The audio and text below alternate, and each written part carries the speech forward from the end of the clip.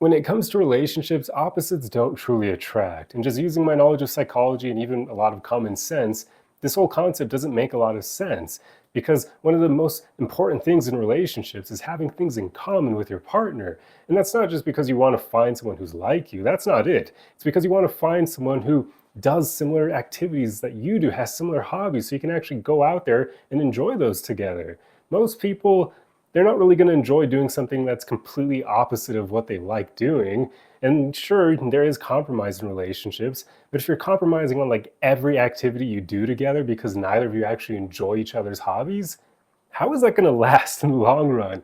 Usually people don't have good enough communication for that to work out. Some people do. Those are the outliers where, the people who are responsible for everyone even believing that this whole concept of opposites attract is true, because there are outliers where it works for them. And I imagine they probably have really strong communication. They're honest with each other and they're open-minded, that kind of thing. Because you need those qualities to succeed when you're completely different from your partner, right?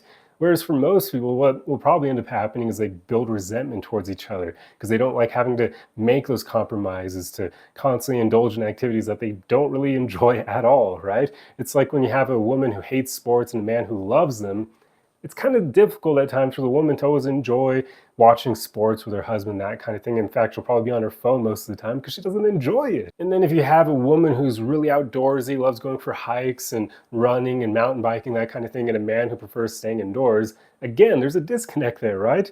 Unless they do all the activities they enjoy separately and never together, how is that going to work out? And even if they do it separately, that's not a good thing. You want to have activities you can do with your partner. So again, I understand that compromise is an important part of relationships, but you don't want to be compromising all the time. This is why it's so important to find people who are like-minded, who enjoy the same activities.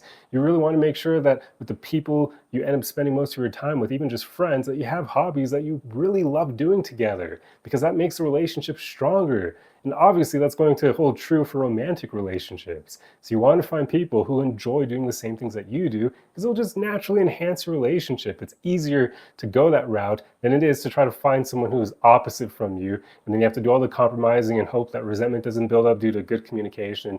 Yeah, essentially just requires a lot more work to go in this direction, and most people probably haven't done that inner work, so don't do that. Go over here where there's less work, where you don't have to go to therapy and that kind of thing to learn how to be a better communicator. Instead, just enjoy doing the same things that your partner loves doing. So yeah, there you go. My whole argument is essentially that it can happen that opposites work out, but for the most part, they probably won't. Most people just haven't done the inner work necessary to make this a thing. So try to find people who have similar hobbies to you that will make your relationship a lot stronger.